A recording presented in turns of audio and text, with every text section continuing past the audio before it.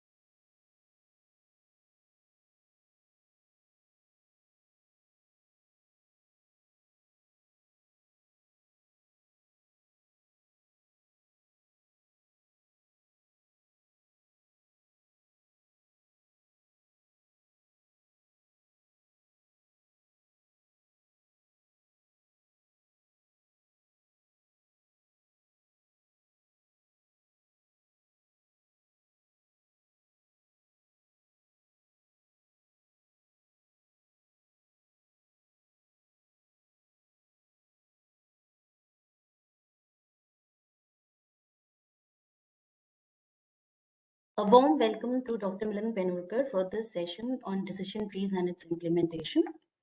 I would request Mr. Kundan to please introduce him. Good morning, sir. It's great pleasure for me to introduce our speaker, who is going to talk us about decision tree implementation and its case study. Dr. Milind has done his PE in SGC Institute of Engineering and Technology in Nanded 2008. MTech in Computer Engineering from College of Engineering Pune 2007 and PhD in Computer Science and Engineering from PND Nagpur. Since last 4 years, he is a faculty member in Department of Computer Science and Engineering in IIT Nagpur. He has more than 15 years of experience in academic field. He guided 20 plus UG project and 50 plus PG project and supervising 5 PhD scholars at IIT Nagpur. He published more than 20 research papers in international conference, journal, and research papers. He is a reviewer of many international journals like IEEE Access Journal, IEEE Transaction of Vehicular Technology, International Journal of Network Vehicle Delay Systems. His research area is delay tolerant network, then mobile social networks, machine learning, distributed system, and operating system. Please join me to welcome Dr. Milind sir. Thank you, ma'am. Thank you, Mr. Kundan. Thank you, Dr. Milind, for taking out time from a busy schedule for this workshop. Thank you so much. Over to you. Thank you, Dr. Pooja ma'am, for giving me an opportunity for delivering a talk. And thanks, Kundan, for a nice introduction out there. Okay, so I hope I'm audible, right? Yes, sir. Yeah. Let me just share the screen. So I think, ma'am, can you give me a right to share the screen? Sure, I'll do that. Yes, sir. Now you can share. Yeah, thanks, ma'am.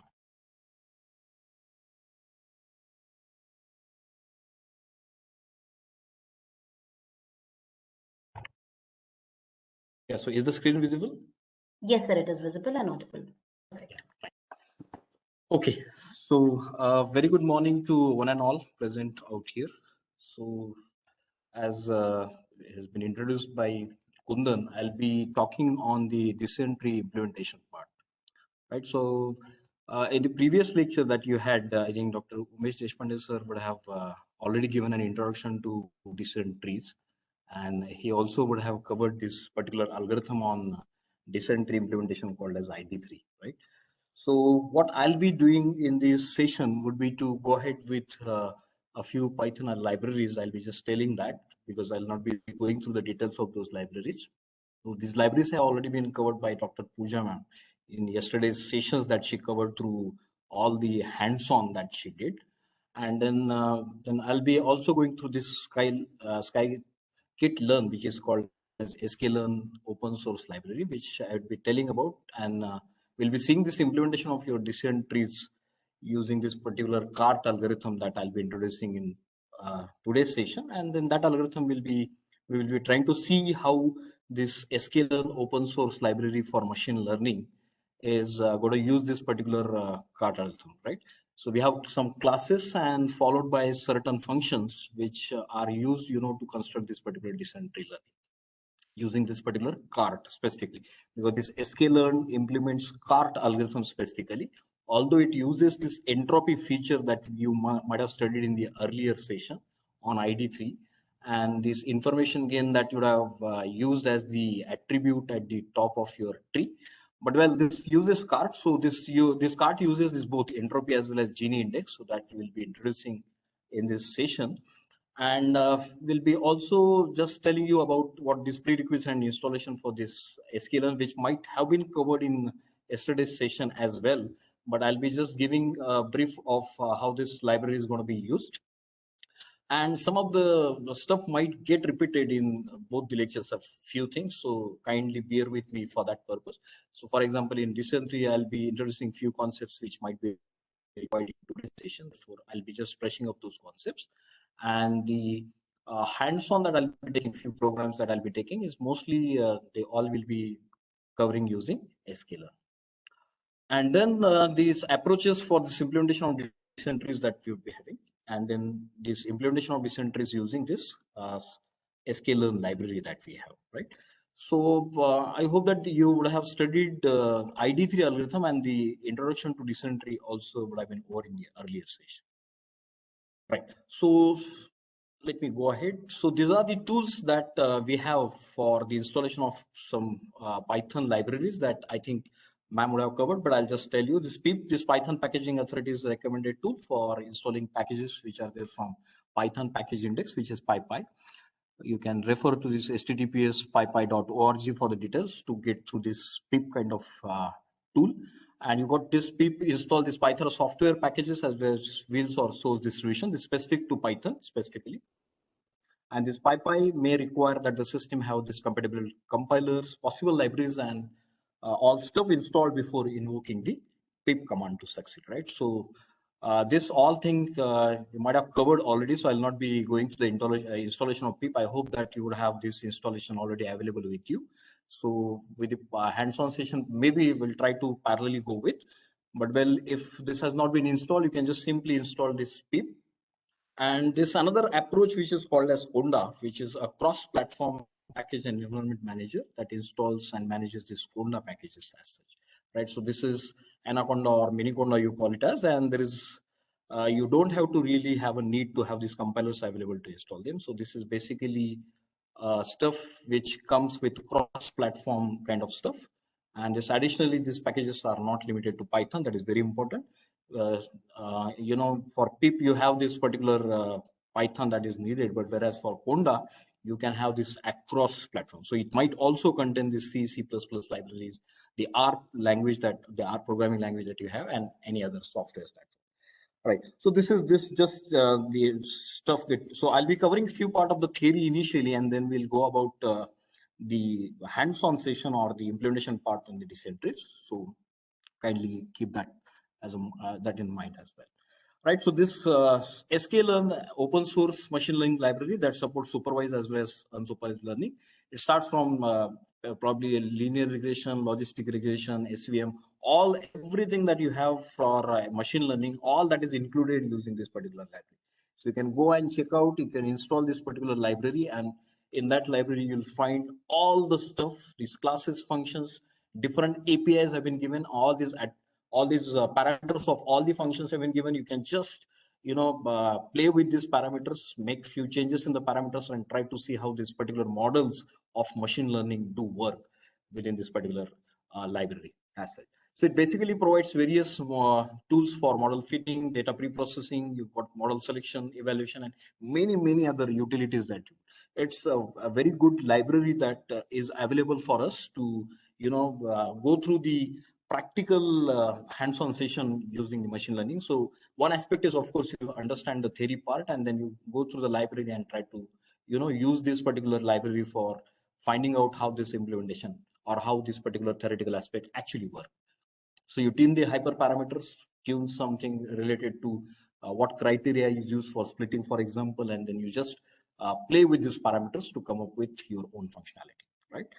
Most importantly, which you note that it does not really support GPU. So this support is not available as of now in sklearn, but I think the researchers are still working and they might go through this GPU support as well in the days to come. So, but for specific fundamental machine learning, we may not require this GPU support, but it probably is required later when you study deep learning models, right?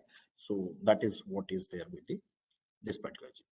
Right. So this installation, again, as a formality I'm putting out here, probably Pooja ma'am would have already told this, but just to tell you, these are the operating systems on which this is currently available. You've got Linux, you've got Mac OS, you've got Windows, and you've got WinPython project distributes this as an additional plugin. So you can have WinPython project, which can be integrated with Windows 10 or the current Windows versions, which would directly take sklearn as an additional plugin, right? Whereas on Windows, plainly, you can always install it.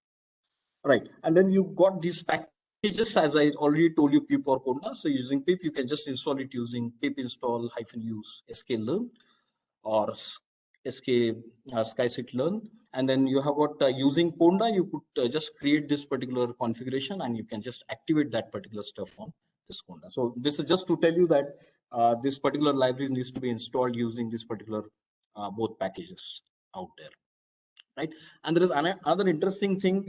Instead of directly going to the command prompt and putting using this Python and using this library to work on the classes or the functions or APIs that you'll be using for this Scikit, it is better to really go about having a virtual environment which might not require the underlying stuff that is required. So underlying compilers for the Python, specific versions, specific libraries of the Pythons to be installed and so on. So you can avoid that to these potential conflicts with the other packages. One can use this virtual environment. So you can try this also using, I'll show you that, but all on Conda environment using virtual environment, and pip and v environment is that virtual environment. So you can just use these commands which I have listed here, this Python -m v, that is virtual environment for the Scikit in virtual environment, and activate it. And then you probably first have this particular virtual environment installed on your machine, even on Linux or it's on Windows. And then having that installed out there, you can just go ahead with this particular pip command to install this particular library on the virtual environment, right? And then you can work on the virtual environment, which does not take care of it. It's like a it's like a virtual machine kind of stuff that comes in around, and then you can have your classes, programs, and all, which includes those APIs that can be used, right? So yes, this is the overall general background about this particular library and the tools that you might require for working for machine learning kind of stuff. These are some dependencies which I have listed. This you could get through this sklearn website as well. I'll be showing that website also, and I'll be showing you the parameters which are required to learn this descent tree classifier as such as well, right? So I just listed there. You can just keep that in mind that these are what is required, but just listed you for the purpose that specifically instead of going here and there, I just put it in a single presentation where you could access this any moment of time to find out what exactly is needed to install and do the hands-on. Well, so I hope this introduction is what I wanted to do is clear. So in between, I'll be asking you something. Let's have it interactive instead of having been a homogeneous kind of stuff, or it's like a monotonous kind of stuff. So I would also request to put your stuff on the chat. If you have any questions, you feel free to put those on chat. And at any moment of time, if you have any questions, you can unmute yourself and can ask these questions also, right? So whatever is possible from my side, whatever knowledge that I would have, or that I will be trying to put out, right? So fine so far.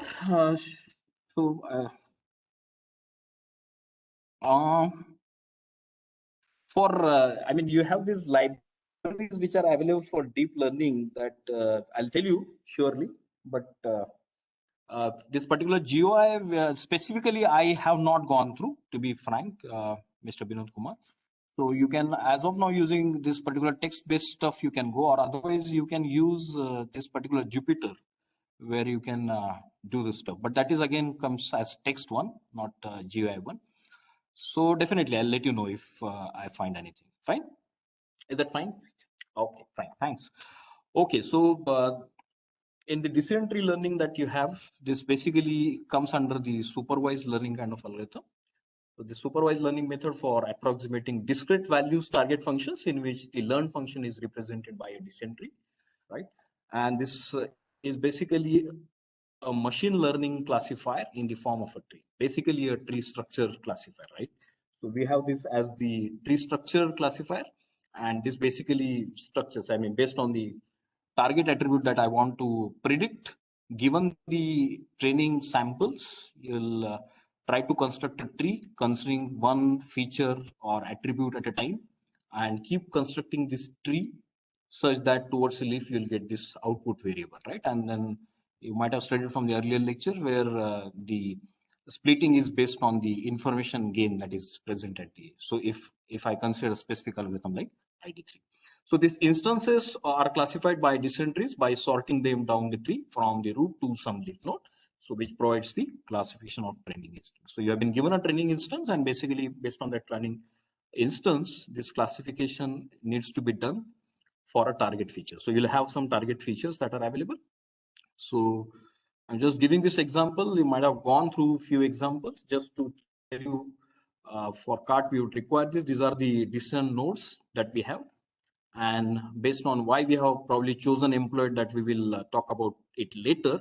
But this is the decision node where this decision is to be made from employed, whether it's going to be in high credit points, or if you do not have high credit points, and if this particular person is not employed, then well, whether my income is high or whether it is low. This is the example scenario for a loan approval of an applicant, right, in a bank. So you know, over the period of time, collect the data about the applicants in the bank, and you try to find out if given a new customer comes into bank, can the bank approve the loan for that particular customer based on this particular decision tree that is constructed, right? So there the decision node. I hope you know these are the decision nodes and these are the leaf nodes, and these are of course also called as the output kind of nodes, where we have this as loan approved and loan rejected kind of stuff. And in between these features, you know, keep on expanded towards the branches, and based on how many samples are or how many training samples are divided, this could go like how many training samples of this employed are with yes, they will go on the left hand side, how many are no, they will go on the right hand side, right?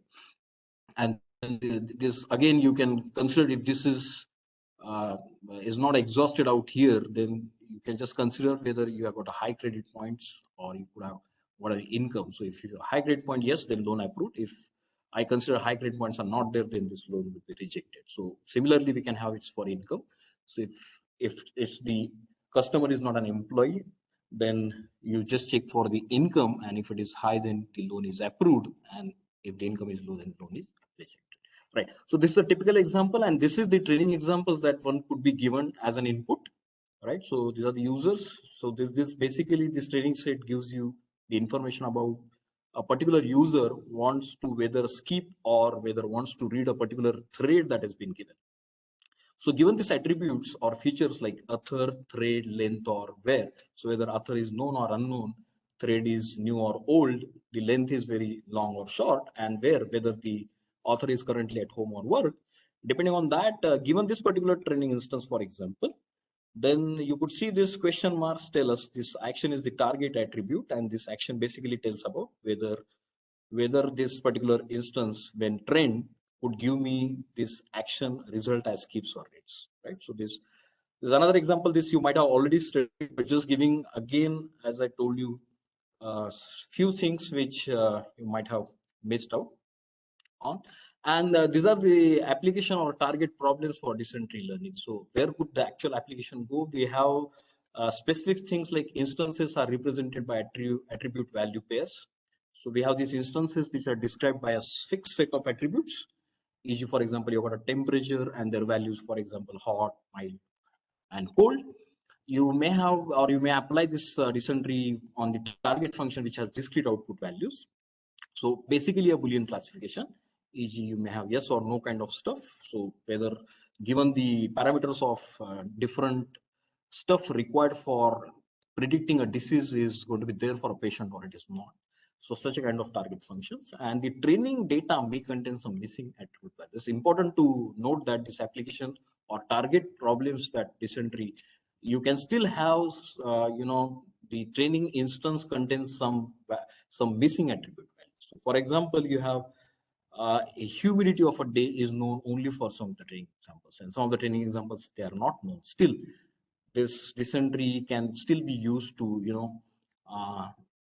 finally predict the output of that particular target attribute or target feature that we are interested in.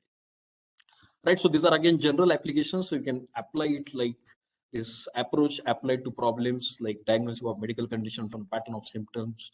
You've got loan applicants by their likelihood of defaulting on payments and so on. So it could be it's a general classifier which could be used in places where I have mentioned the specific target kind of scenarios where it can be applied.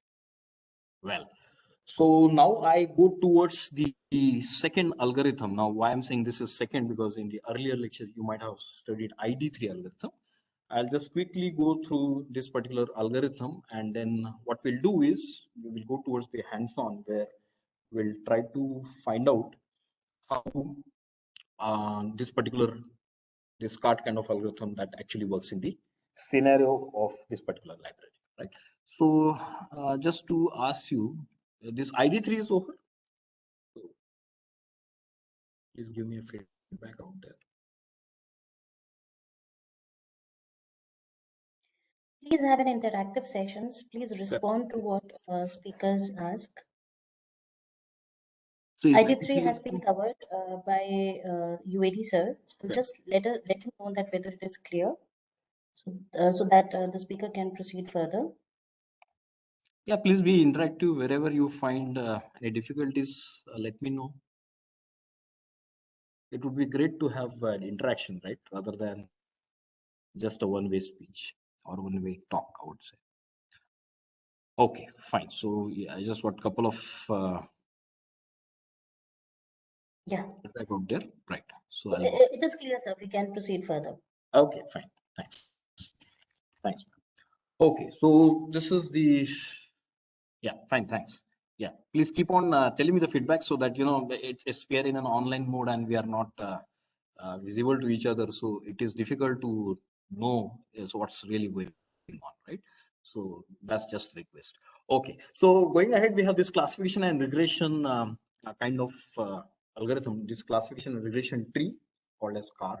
So it's very popular tree based method, and basically its origin is there with a descent tree. So this card always creates a binary tree. Each non-terminal node has these two child nodes, and this allows these diverse types of input data. So your input data can be a mix of these numerical variables like price or area and categorical variables, and it could be like house type or location and so on.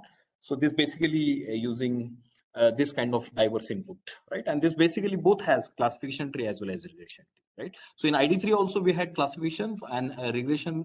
Specifically, regression tree is not generated, but then we have continuous attributes that could be classified using ID3 algorithm. But specifically, we have to think where how do you because the Boolean classification problem in case of ID3, we'll have to just see how these continuous attributes are to be modeled out there in the tree part.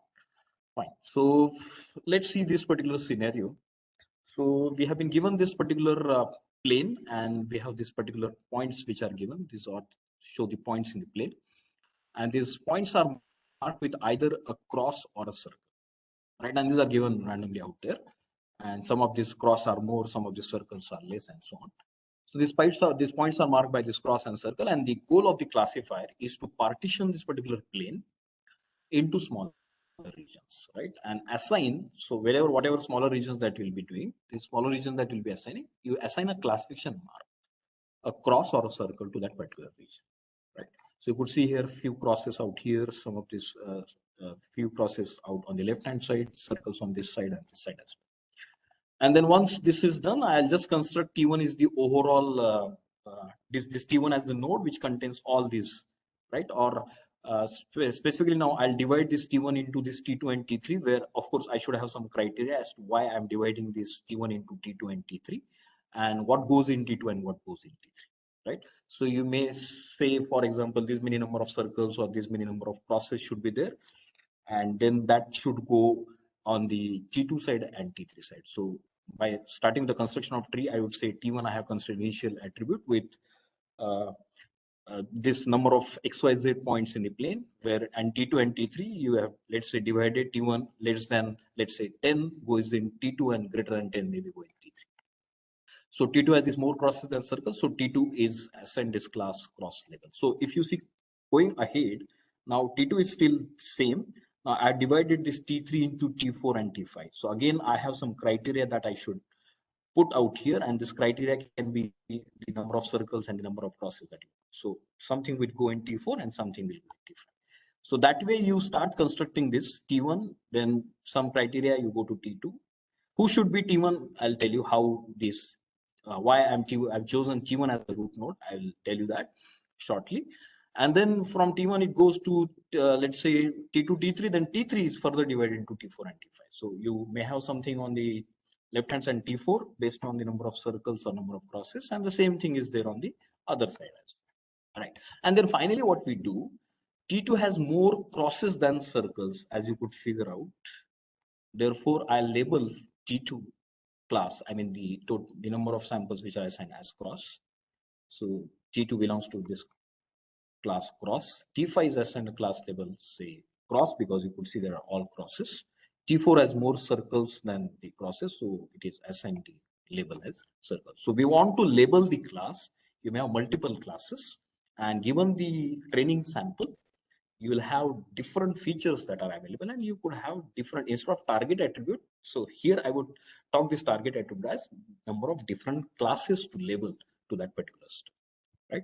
So this T4 has this more circles than crosses. So every point in the plane is assigned a class label, right? So every point in the plane is assigned a class, and that way you are starting or constructing this particular tree, right? Coming to another example, you could see we have, let's say, height and weight as the attributes or the features, and then I want to know this class as male and female.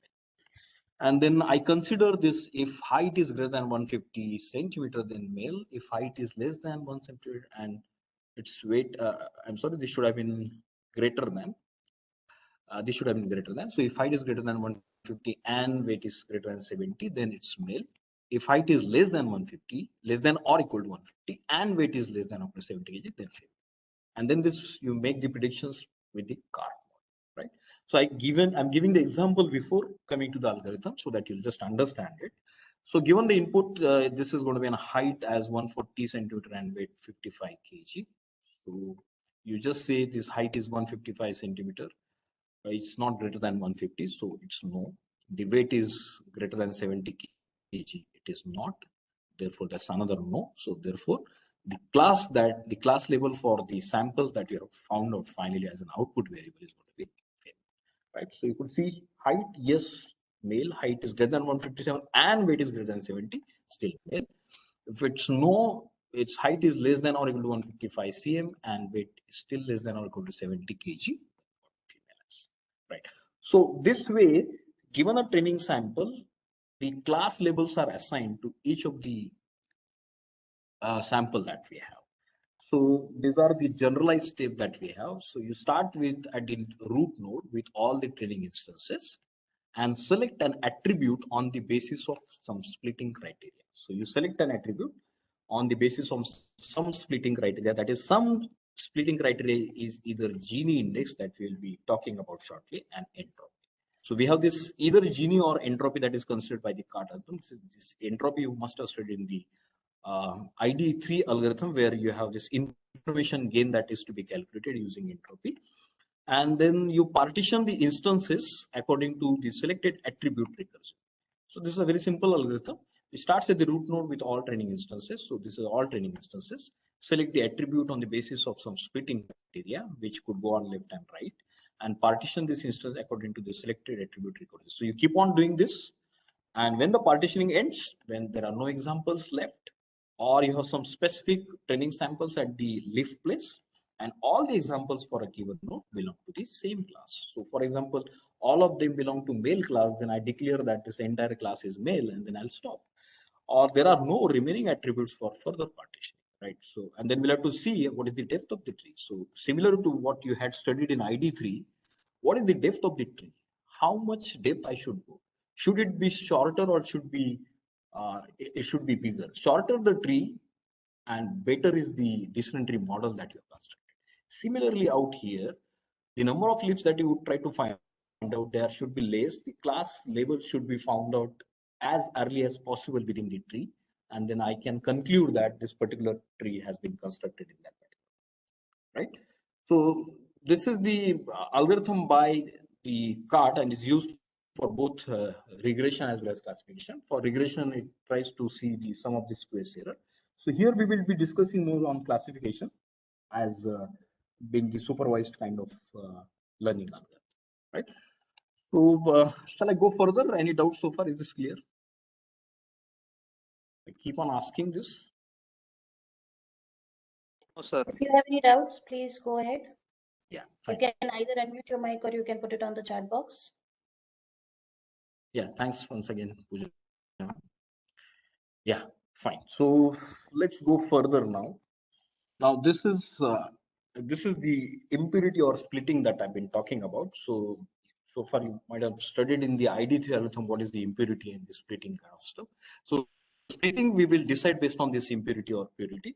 So decision tree that is constructed in CART, it uses basically these two criteria. One is this entropy, which is the impurity for information gain, and this Genie index for this Genie impurity, right? And this, I think you already would have covered this entropy, which is taken as summation I equal to 1 for this total samples, or minus pi star log of 2 of pi, right? So I'll just go through quickly. This is a measure of disorder in a system of measure of a certainty or uncertainty. This basically has come from information theory, as Yuri sir would have already discussed. Given a collection S containing positive and negative examples of some target concept, the entropy of S relative to this Boolean classification is, this entropy is minus P plus log 2P plus minus P minus log 2P, whereas S is the sample of these training examples, P plus is the portion of the positive examples, and P minus is the proportion of this negative examples, right? And you could also see this using this particular example. If you consider this entropy as P plus, or this using this particular formula, you may have the samples that are there in your training instance, which could go as an homogeneous set or a heterogeneous set. So if it is an homogeneous set, all positives or all negatives, it is better for us. For example, if P plus equal to 1 and P minus is 0, or you can have P plus equal to 0, all samples are this P negative, that all negative samples are there, that is equal to 1, then entropy becomes 0, and we have a lot of knowledge or information. And the output is definitely certain, because I know that it's all of these samples within this are positive, or all of these samples are negative, right? And if it is heterogeneous states, in a worst case, if you have half of the samples which are positive and half of the samples which are negative, then if you go with P plus equal to 0.5 and P minus equal to 0.5, then entropy becomes 1, and then I do definitely have output as uncertain, right? So we have no knowledge or information, and output is definitely uncertain in this case, right? So this you already have studied in this ID3 as well. Well, the second one is the Genie index that I was talking about. So this G is equal to I equal to 1 to C, where C is the total number of classes. Now here I'm considering. So it's P of I star 1 minus P of I. So where Pi is the probability of picking up the data point within class I. So what I not picked is obviously 1 minus Pi, right? So I'll be just multiplying this Pi, what I have found, and the one which is not, and I just square it up with I equal to 1 to C. It means I'm considering this for overall total number of classes of those samples which are found at the starting. So this Genie index or Genie impurity is calculated by subtracting the sum of the squared probabilities of each class. So this is what you do, and it varies between 0 and 1, where 0 represents obviously the purity of the classification. So, and 1 is going to be denoting the random distribution of elements among the various classes. So it's not completely purely distributed, right? So the classification is not. So this, for example, a Genie index similar to entropy of 0.5 shows that there is an equal distribution of element across all classes, and this becomes difficult. So if it is 0, then it is fine. So this both criteria, the one which I was talking about as an entropy, so you calculate the entropy to find out the root node, or you calculate the Genie index of the root node, right? So, and then whichever is towards close to 0, of course, which is going to tell me what this classification. So it minimal one that you consider here for the purpose of splitting the nodes further in the tree, right? So that's what the second algorithm in the descent tree talks about. Now, why I consider this algorithm? The ID3 you can of course implement using Python, C++, Java, or any of the languages. Python has many implementations of ID3, but this sklearn, the one which I have chosen for today's discussion, actually uses CART implementation. There are so many descent tree algorithms that are present in the literature, and this CART basically is what is being implemented in sklearn. All right, so now let's talk about this implementation part, which I was talking about to you earlier. So this, just a minute.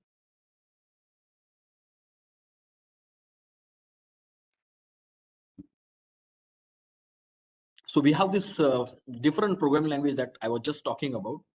It could go like C++, Java, Python. But well, by using C++ and Java, since those tools are not, I mean, the different libraries are not available, the implementation becomes like a simulator kind of stuff. The code goes in a huge way, but of course you can implement it both. So in C++, few libraries are there in Java, but well, in C++, standard 11 and on, you could still find some of the implementation of descent tree done using different algorithms, of course, because when you are saying I want to construct a descent tree, you have to see which algorithm is used to construct that particular tree, right? So that is done out here in this particular algorithm by using CART, as I said. Okay, so we one of the case studies that you could find, which I'm not going to be considering out here, but well, you can just go and check out this Chapboot master. This particular Sengil on GitHub has done this Chapboot master, a lightweight descent tree framework supporting this regular algorithms, ID3, C4.5, CART, JET, and relation trees. And you also have some advanced techniques like gradient boosting and random forest, right? And then, as I said, the first one is different languages. Using specifically Python, you of course require certain libraries for thorough implementation of descent tree particular algorithm. And then the third one is using the special libraries, right? The one which I'll be considering in our today's session, right? So these many libraries available. So these are the specific libraries you would need if you want to, construct a descent tree using a specific algorithm by using on Scratch in Scratch using Python. So you have NumPy, you have got Pandas, you got TQDM, and this Matplotlib for plotting this particular tree. So this NumPy, I think Dr. Pooja ma'am has already covered. This mathematical operations, different arrays that we'll be using. Pandas for data analysis and manipulation. This TQDM is basically specifically outputting a smart progress bar. So this may or may not be needed depending on what kind of implementation you want. Matplotlib is basically this Matplotlib, for plotting the particular tree. So these basic libraries I'm saying, other than this few more libraries, of course, you can use, and you can construct the specific tree algorithm using any of these algorithmic approaches. And then on this particular that is sklearn or scikit-learn, the scikit-learn will be referring to this particular algorithm. We're using this API called as descent tree classifier. It's basically a class out here, and this particular class has this particular constructor of this own type, which takes many parameters. So we'll see those parameters. I'll show you how to construct that particular tree and how to set up the model parameters that we have. So this choosing the model is using this descent tree classifier. You want to set the model hyperparameters using the let's say, for example, number of minimum samples per leaf, how many features to take on, how many how many samples should be used by internal nodes, how should be the whether you should be having the a depth of the entire tree, or shall I reduce the depth? How would I prune it? So, for example, if I take the complete depth where the tree stops, can I have trees with medium length, or for example, considering 3 or 4 depth, it can construct. So there, can I conclude some output variable? What should be the criteria? Shall I use Genie Index? Shall I use entropy? If I use entropy, what would be the tree construct?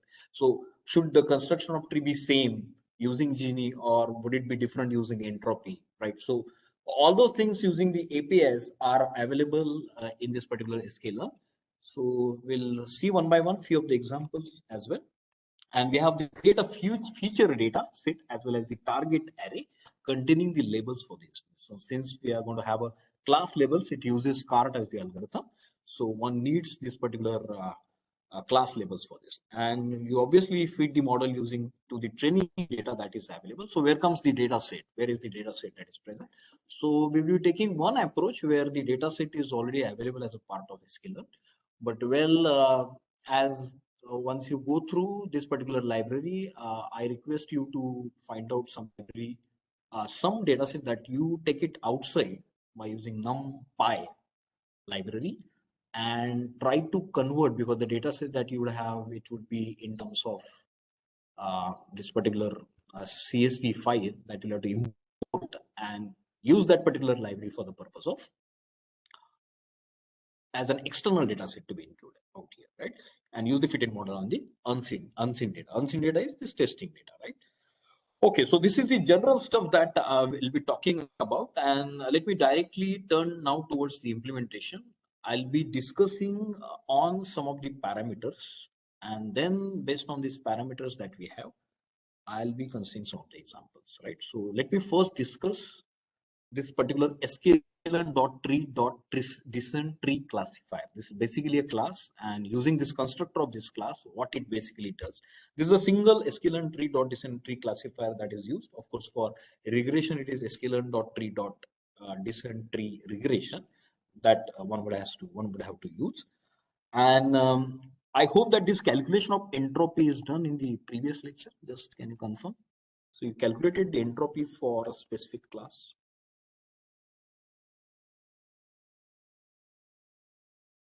Can you please confirm? I wanted to say entropy. Please note that. Sir, I don't think it has been covered. Okay, fine. Okay, I'll just be taking a couple of examples on that as well. So of course, those are simple calculations that we will be doing.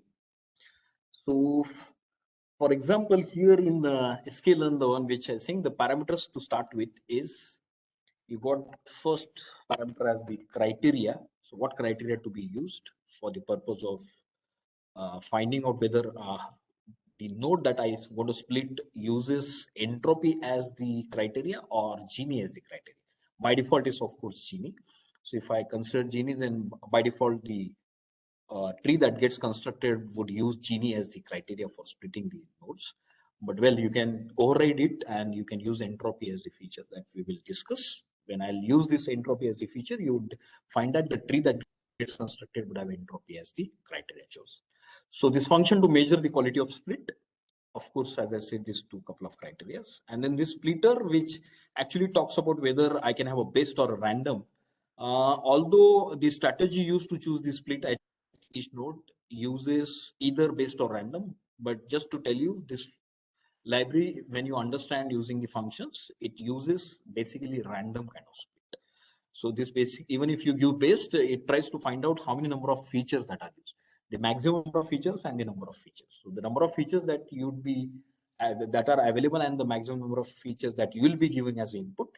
Depending on that, every time it tries to take some random kind of features for every attribute at the time of splitting. Right. So although they are supported as best and random, please note that it uses random. So this maximum depth that I was talking about earlier is the maximum depth of the tree. One can have, if you by default say none, then the entire tree gets constructed where all the attributes, all the features, the number of samples at the leaf node, the number of features to be considered at the intermediate node, they all would be considered. Well, and the if you override this parameter, then I can have the reduction in the tree. So I can have 3 or I can have 4 and so on. So the minimum number of samples for splitting, it could go like int or float, is of course default to. So this, it actually talks about the minimum number of samples required to split an internal. So I'm talking about an internal. So for example, when we choose this particular diagram, let me just, yeah. So when I chose this particular diagram, so the split that is to be, so number of samples that are given for this internal node, how many samples that I would choose. So for example, I chose 6 and 1, and then I say the split is 2. So, or let's say the number of samples that we have, the number of features that we have are to be chosen as only 6. So then how many features I should use for splitting up this node? That is what I mean by this internal. So I'll be showing you that when we go to the implementation. So this is the minimum number of samples required to split an internal. So if you consider int, then you consider the minimum number of split as the minimum number. And if you are considering float, so then you will have this minimum sample as the fraction. And this, so you can have 0.5, 0.7 and so on, but that you multiply as the minimum number of split multiplied by number of samples. So that is the seal of that will be giving me that particular parameter. And these are the minimum number of samples for this. Well, so why these parameters are important? Because in SQL, this decision tree classifier will play, the construction of tree would only happen based on these parameters, right? So that's the reason this particular parameters are, right? So this minimum number of samples of leaf, whether again the minimum number of samples required to be at leaf node, this is basically a stopping criteria. So when should I stop? So for at leaf number, if I consider that these are the minimum number of samples which are required to be at leaf node, then I can consider if the number of samples that are available are not less than the minimum number of samples required, then I can stop this particular tree, right? So if int, then consider this minimum sample of leaf as the minimum number. And if float, then again, you have got a seal of minimum samples leaf multiplied by number of samples.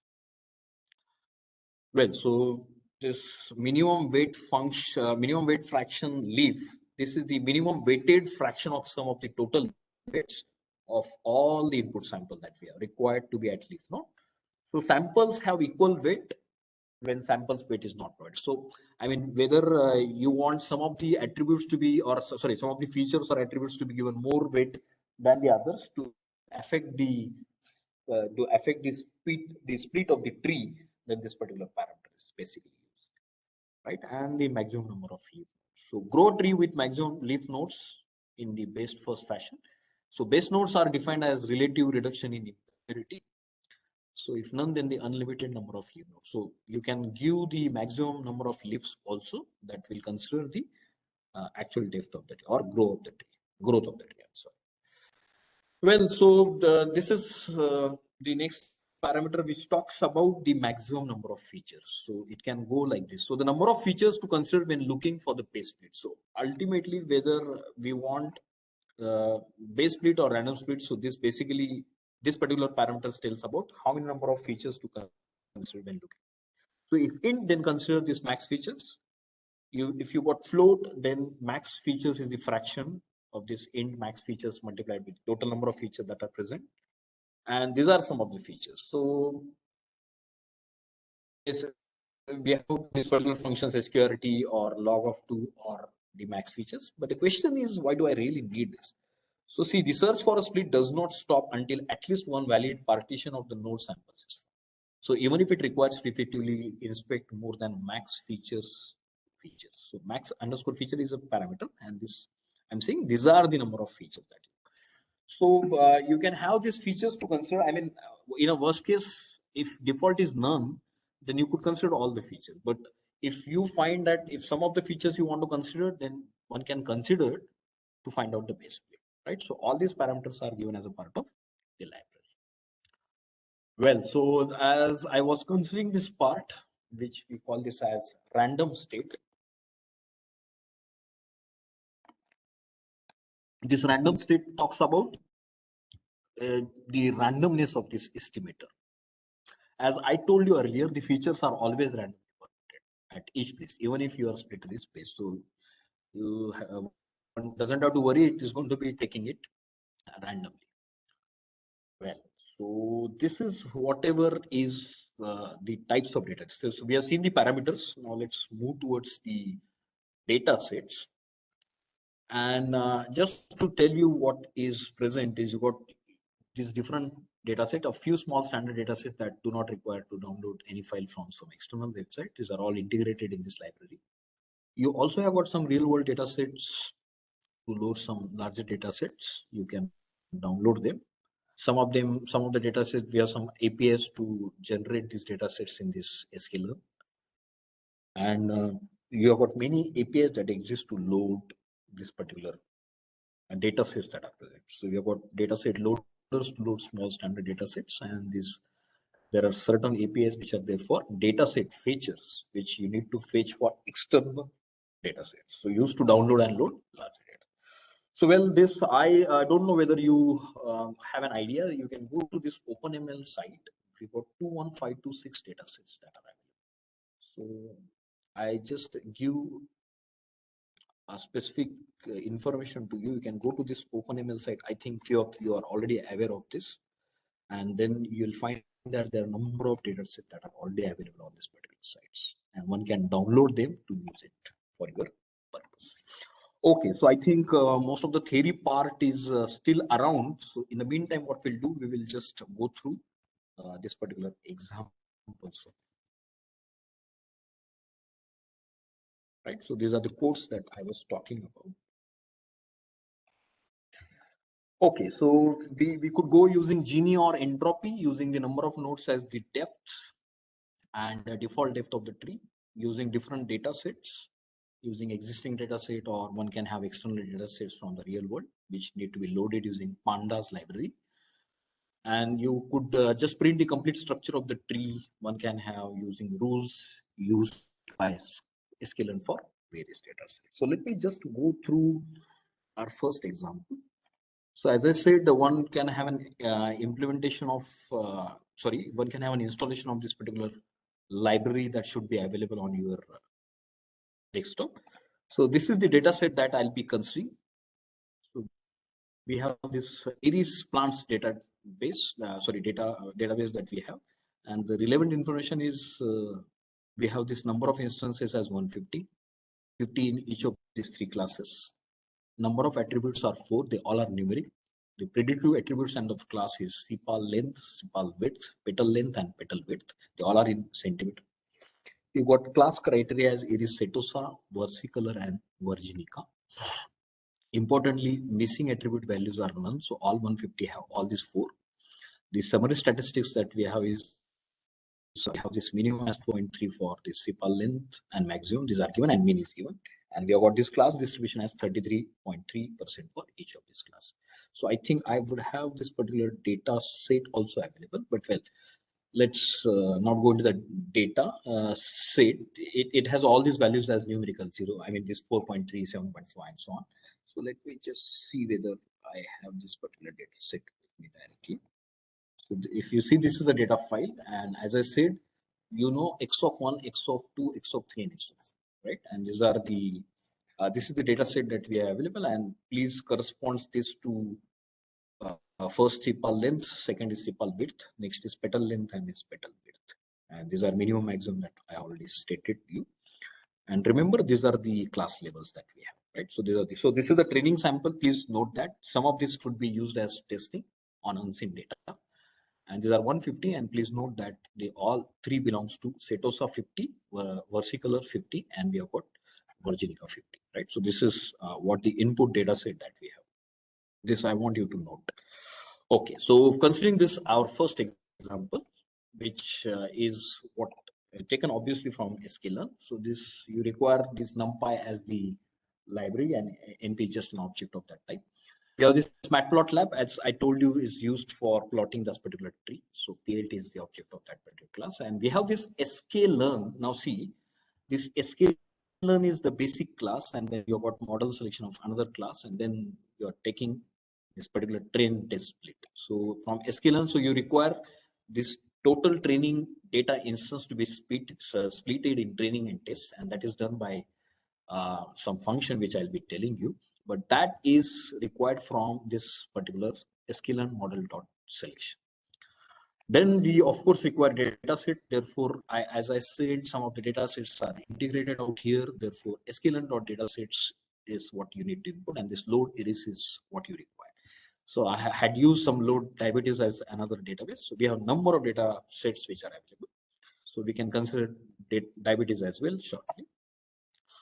Importantly, from sklearn tree, import this decision tree classifier, which is our class which we are interested in, right? And this of course tree is another class.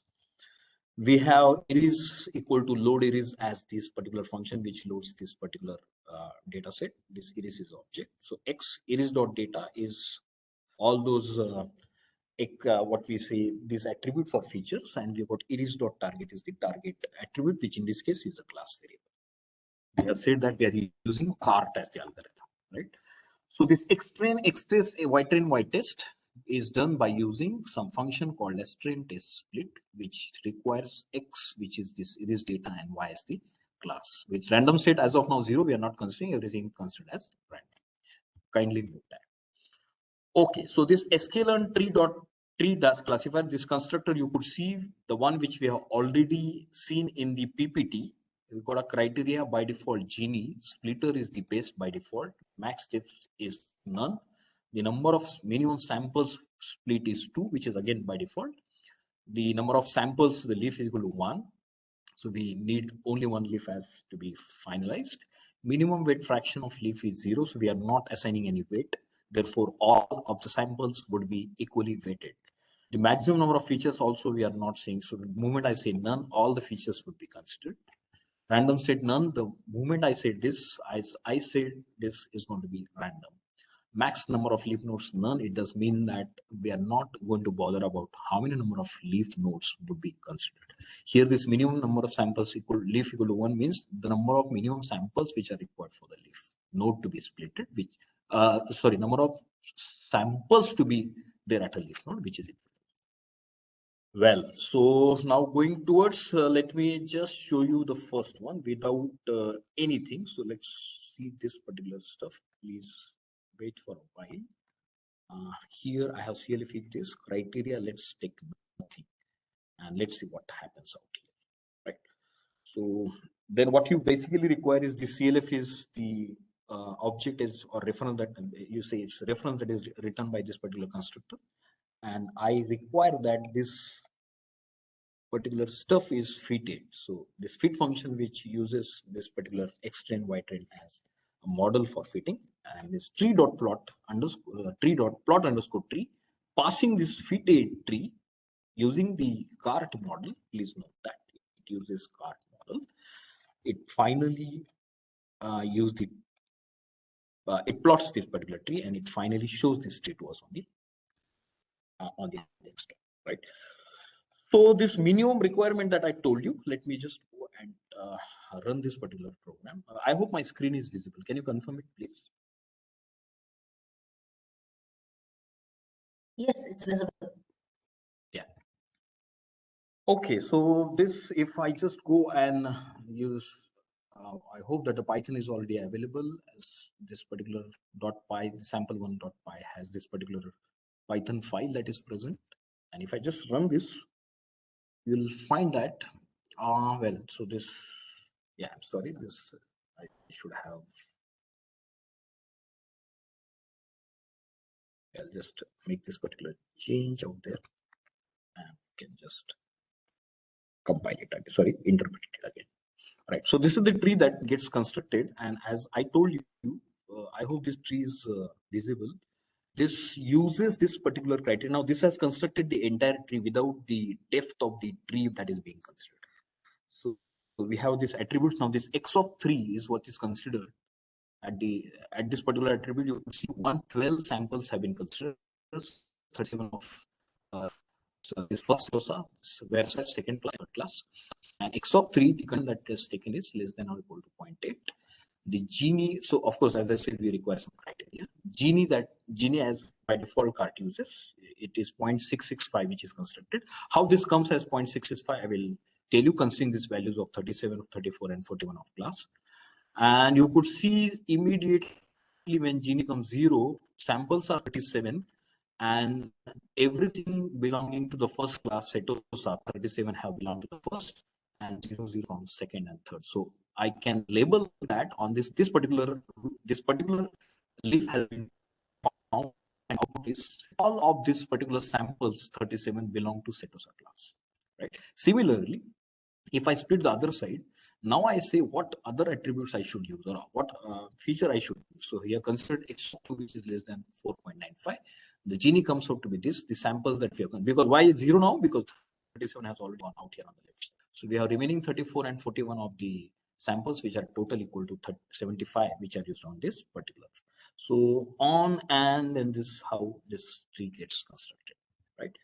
And wherever you find Genie equal to 0, it means that's going to be leaf, and we could label that particular training samples or training variables. Got it? Right. So let me make one change before I could. Okay, let me just close this. If I close this, I'll go back to this, and let me just quickly show you. If I use this criteria equal to entropy, what will happen? So if I just use this as the entropy as the criteria, I will simply go and find out that the tree that has got constructed is something like this. Maybe in this case, the tree that has got constructed is same, but it might differ based on the values of the entropy and G. So you could see x of 3 is less than 0.8, entropy that is computed everywhere. And based on that entropy, since the entropy has come is to be 0 on the left hand side, this is labeled as Setosa with 37 samples of this particular class, right? So the obvious question is, why not you consider 50, 50, 50? You could of course consider that. So this tree has given this particular output. So I can, you are free to use the number of features, right? So by default, it could use all the features, or it might just go with the lesser number of features. All right. So let me again go and make one more change, and then I'll come to if you have any questions on that. Is, can I have now this max number of leaf nodes equal to 3? That is kept as a part of criteria. So you just tune the parameters, you just left the parameters out there, and then try to find out that the depth of my tree is now not more than 3. So it's depth 1, 2, and 3. That's it. So we have whatever. I do not know whether I could conclude. Now, could you see on the right hand side, entropy values are there, and I still have my entropy values greater than 0. So it's 0.414 out here and 0.172 out here. And that still has not gone into the leaf nodes. But then the depth that user has considered, or we have considered, is 3. Therefore, it can just go through. But during this construction, could you see the entropy comes out to be 0.0 one of the instances with samples equal to 37. So which concludes that this is a class level of sectors. Right. So I'll be considering more examples. So in the meantime, let me just ask, is this part clear?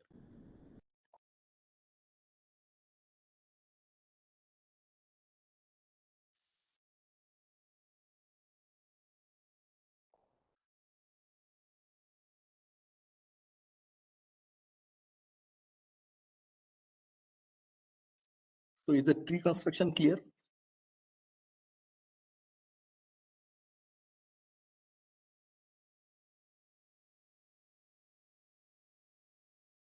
Yeah, please confirm. Others kindly confirm so that we can go ahead.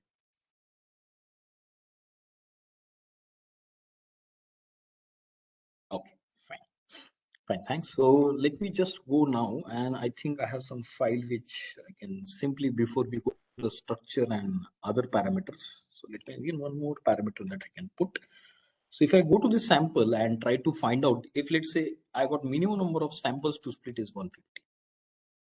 And what will happen if I just put this part? Let me see where it is. Genie's first splitter is best, max depth after max depth. So maximum number of nodes. So let me just put this as split. Let me just see whether it's before or after. All right. So could you see that I have considered all 150. So now the number of sample that you could fit is the available samples which it has taken is 112, and it then could not construct the tree further because the parameter that we have considered out here with sample 1 is the minimum samples to split 150, but then the total samples of course are available as 150. So this will not construct any tree further, right? So that's where, and you can have minimum samples underscore split equal to 0.5. So all these parameters that I spoke about, you can use those parameters and one can actually find out what will happen, right? So few more examples which I'll take, and then, so for example, we have this particular structure. So for example, sample 1 and 2. If I consider this example, you'll say what I changed is the database, which is diabetes database, right? And one can use this diabetes, I mean, any other database, but please note that so far I have not yet talked about the data set which should be loaded externally using NumPy. So we are just using the existing data sets that are available. You can find out those, find out that information, and that information you can use it out here, right? So any data set that we can use, right? So let me take another example which talks about, so this was using Genie. Okay, so the tree is also constructed. That also I would like to show you, the one which gets constructed using. So I will not be telling the code for this, but I want you to see now that this is the same for the petal length I'm interested in. Just a minute, give me a minute.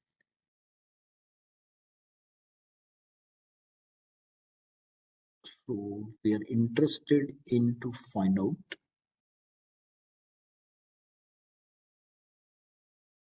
Okay, let me just give me a minute. Meantime, we will just go through some other examples. Let me see whether this is what is the file with petals. Yeah, this is the same file.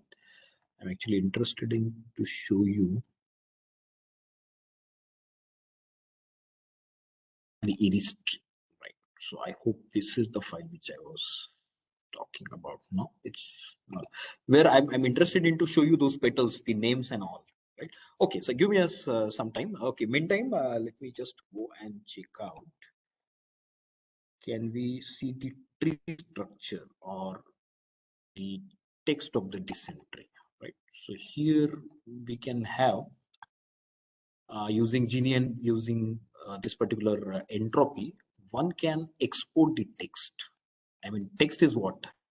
What are the feature names? What are the samples? What are available? What are the rules which are used for this particular tree? So let me just run this particular program. It's txt descent tree.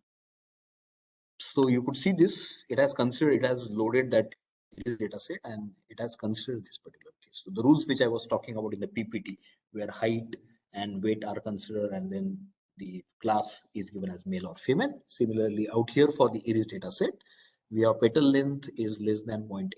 You got class 0. Petal length is greater than 0.8. Then I just further go with petal length less than 1.75. Then class 1, petal length greater than 1 is then equal to class 2 and so on, right? So this basically talks about what are the rules that are available. And the complete structure of the tree also can be found out using this particular stuff. So let me just write out here, right? So see, this is this complete structure of the tree using this green, I mean, what I showed you just in the colors case, where greens are the one which possibly have entropy values as 0, and some of the colors which includes blue, where in that particular branch they have been used. So this x of 3 talks about x of 0, x of 1, 2, 3, the last parameter which is used for this purpose, right? So if it is, and it has considered all these 50, 50, 50. So descent tree trained on all of its iris features. So let me just show you that program also. This complete structure. So here we are talking about complete. The criteria, of course, is entropy dot fit iris data and iris target. The entire tree. Field equal to tree is just that plot tree, and this basically talks about the entire tree with all of the recent tree trained on all of the iris features. So if you could consider few features, like 112 was the total number of features that time we considered. Here, if I consider 150 as the total features, then you could see that the tree that gets constructed is something like this, right? So depending on the maximum features, which I have not yet spoken about, you also, I mean, you can go ahead and change this parameter called as max underscore features, which will change this particular criteria. Right? Well, so far I talked about this. Let me just tell you one more last before we go to this particular Genie and entropy calculations. So you could see this. So here I can have my iris load iris, this data and target. The max depth is 2, descent tree, descent fit, and then I'm saying export text if my maximum depth is 2. So if my maximum depth is 2, what will happen? So let's see this particular part. Let me run this particular program as rules.py. So it simply gives me these rules with the class depth. So it is same as that of 1 which we had said. Right. So what if I just change this particular left? Just in this part. Just put this part out here. Okay. And let me now change this parameter. Right. Of course, you can work on all the parameters. And what will happen now? Could you see the entire structure of the T in the text format? The one which I had just told you using a graphical one using GUI. If I go through construction of T, the structure, the rules that are formed, actually it doesn't have a rules. It just have this criteria similar to the, dissimilar to the ID3 algorithm, where we have this particular rules file that must be created, and that is given as an input to ID3. Here we are just giving a criteria, and every time we are considering at dynamic time what features are used, and accordingly the rules get constructed. We do not really have a specific stuff out here. I mean, specific rules out here, right? So I hope this is clear. All the rules, the depth has changed. I'm exporting the text out there with all the rules with whatever length that we have. Right, so you could see here sepal, petal length, petal width, sepal length, sepal width, all the parameters being used. Got it? Right. So clear?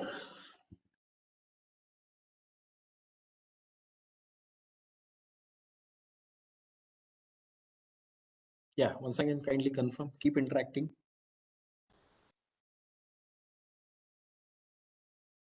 Okay, fine.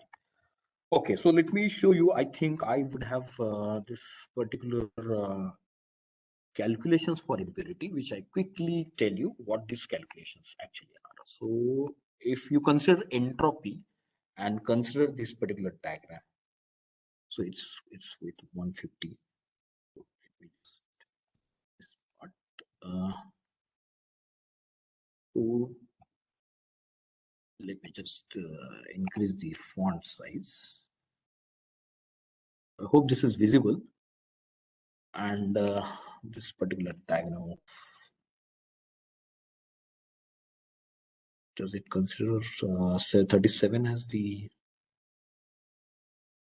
oh, this is considering 150. Okay, let's run that sample one and then we'll find.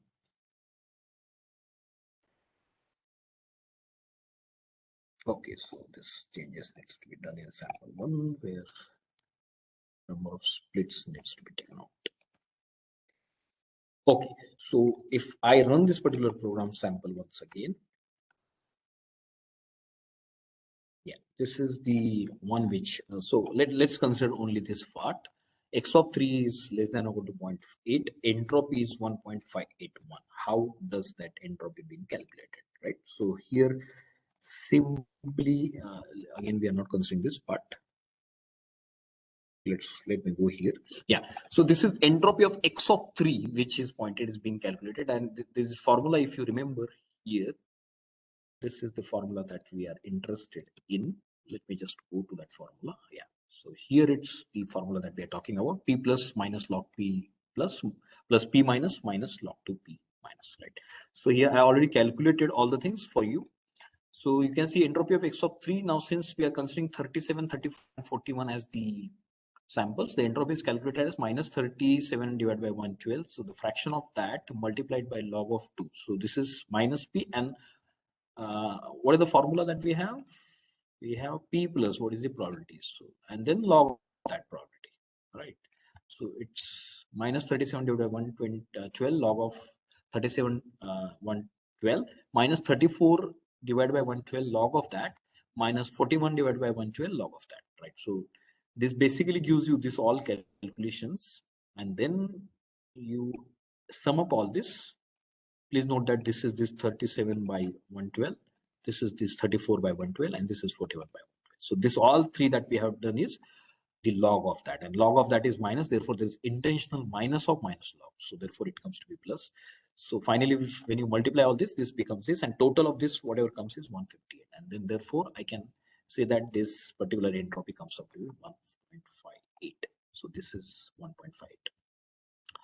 Well, so if I go now on to this particular feature where we have this particular this samples 75 to be considered, and x of 2 feature, why I'm considering this particular feature, what is the entropy I need to calculate? Samples are 75, value is 0, 34, 41, class setos are the first one is 0, second is 34, next is 41.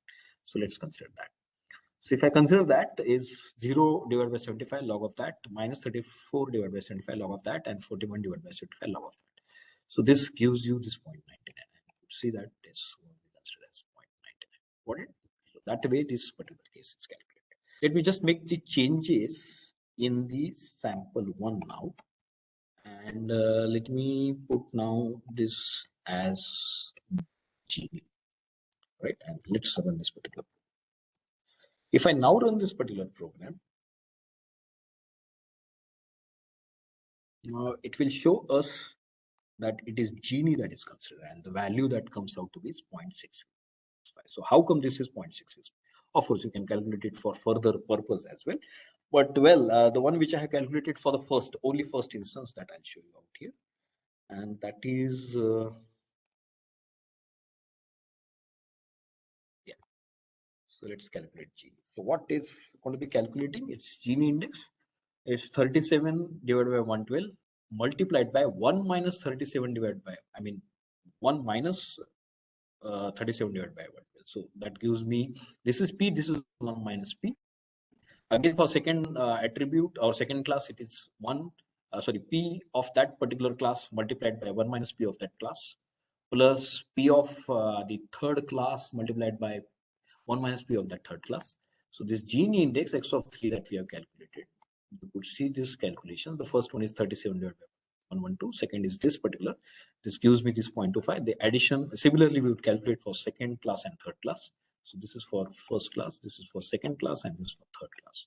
And when you completely calculate it, becomes 0.664 and so on. So that gives me 0.665, which is exactly what is shown out here. So this Genie that comes out to be is 0.665. And based on that, that's what we have calculated. We have considered the samples from this as 112. Remember that we are not considered total 150. So as a part of assignment, what you can do is you can have this particular samples as 150. And this particular 150 samples that we have, you can consider again calculating the Genie part of all that, which comes out to be. Once moment these samples becomes 75, where the class 1 which has got setos on the left hand side with Genie 0.0 is considered, you can consider it. You can multiply this, it will obviously come at Genie 0.0. 0.0 means it's final. Here the other side 34 and 41 needs to be considered, and you calculate Genie index of this. Right. So it's basically an impurity that we are talking. Well, so I think almost all of the programs are over. So if I hope this Genie calculations, Genie as well as entropy calculations are clear.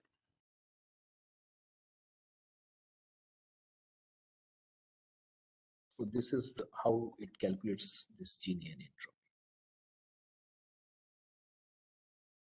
So any questions from participants? So are these Genie and entropy calculations clear? And you could see this particular, so if you could tell me.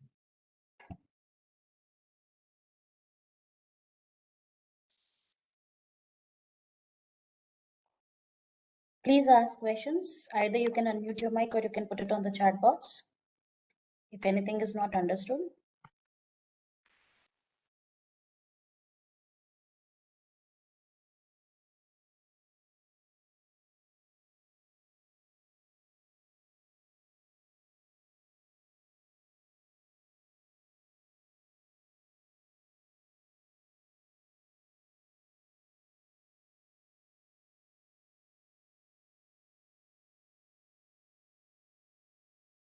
So if you do not have any further questions out there, so what we can do is let's take a couple of programs later.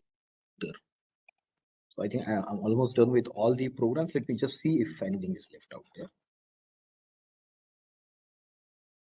Just a minute. Yeah.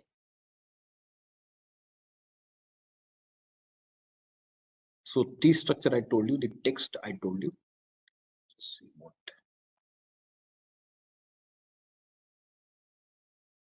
Yeah, so I think this was using Panda, but I honestly could not run this. There was just want to tell you how this could actually go. This talks about how do you load the data set from outside. So for example, I'll have to use this particular XYZ data set and you have to have import pandas as PD. So PD becomes an object. So this data set will have to use pd.read_csv, and this data set is an external. This data set should be available as a part of this data folder, and zoo.csv is the file which we are interested in to read it. And then what we can do is you can just drop that target one and you consider what are your trend features and what your test features out of that. And then having taken this particular external data set from outside, one can import it, one can have the attributes of those or the features of that particular data set being taken into consideration. And then once you have this data set imported completely, importantly, this is going to be an NumPy array. Please note that that's going to be a NumPy array, or one can have a list as the this particular features to be imported in. And then once all of that is available with you, what you can do is you can just run this particular Python file, which then would construct the decision tree based on the criteria that you give. You can use either Genie or entropy that I told you. And then following this particular criteria, you may have number of other parameters which are there in this decision tree classifier of this particular sklearn library that one may use. So I urge to understand all the parameters. You can play with all the parameters. One can see what has been the output based on what you have fed as an input. You can just play with those parameters to come up with the different descent tree, right? And then the theoretical part is already understood, right? So provided this card, so ID3 is not implemented in sklearn. One can think of how you could integrate ID3 as one of the algorithms in card, right? So as of now, sklearn only supports card. It doesn't really support any other kind of algorithms, right? So if you want, you can just find out a way to integrate. Of course, that would become a big project in itself to integrate it. But this is what the last example which I wanted to talk about. Let me just see if anything is left. Otherwise, we can just stop if you do not have any questions, of course. Any questions from anyone? Yeah. It's almost done. Thank you, Dr. Milind, for a wonderful session, and you covered absolutely everything, starting from the theoretical concepts till the implementation, and it was really a very useful session for all the participants. Thank you so much. If there are no questions from the participants, then we can end the session here, and we would meet back at 1:30 p.m. Just one thing, these are the references which you can have. One can go through this machine learning by Tom Mitchell, some NPTEL videos of Sudeshna Sarkar. Of course, this Seoul National University, I could find a lot of lectures on machine learning. And of course, for that is sklearn, we have this API design and sklearn. So this is what is available. So just few references. Thank you so much for patient listening. I hope I added few things at least in your understanding of descent tree using CART and the library that we have covered. So I could not cover, of course, all the parameters, but I request you to go through all the parameters, vary them, and find out the outputs of the descent tree constructed using CART. Fine. Thank you. Thanks, Dr. Pooja ma'am, for giving me this opportunity. Thank you, Dr. Milind. Yeah. Yes, the PPTs and the videos would be shared with you all. Thank you so much. So we'll meet back again at 1:30. Thank you so much.